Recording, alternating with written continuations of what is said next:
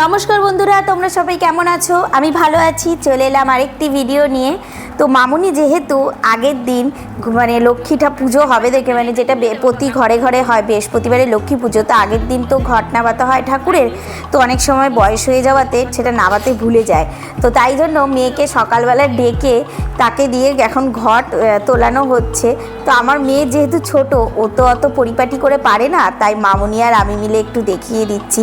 আর এই দেখাতে দেখাতে দেখছি বাইরে থেকে হাঁক ডাক শুরু, কারণ হচ্ছে ঝর্ণাদি চলে এসছে তার মাছ নিয়ে।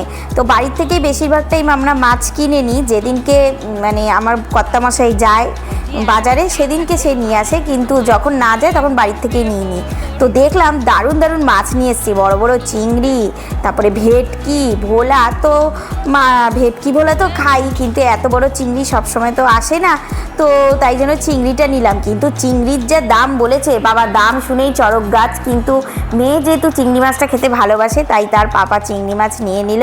আর এদিকে দেখছি মামুনি কি সুন্দর করে প্রতিদিনই কি সুন্দর করে তুলসী মঞ্চটা ভালো করে ধুইয়ে বেলপাতা ফুল মানে পুজোর জন্য সব প্রতিদিনই উনি জোগাড় করতে থাকে। আর এইদিকে আমি যা রান্না সারতে থাকি।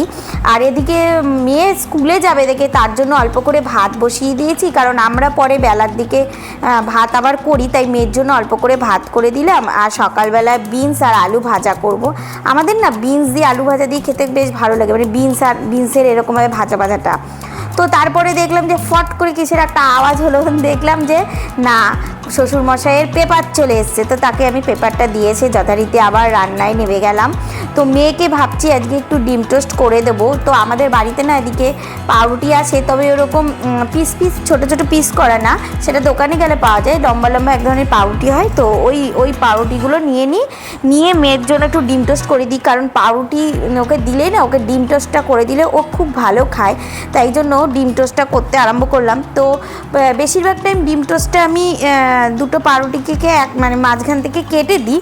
তো এবার যেন কি মনে হলো যে আগের থেকে ছোটো ছোটো করে পিস করে নিয়েছি, তারপরে একটু ডিমের মধ্যে পেঁয়াজ কুচি দিয়ে মামলেট মতো ওটাকে করে ওর মধ্যে পিস পাউরুটিগুলো দিয়ে দিয়েছি। তারপরে কেটে আবার দিয়ে একটু টমেটো সস ওপর দিলে না খুব ভালো লাগে, মানে বাচ্চাদের একটু টেস্টি করে দিলে বেশ খেতে ভালো লাগে। এই দেখো কি সুন্দর ডিম টোস্টটা হয়েছে।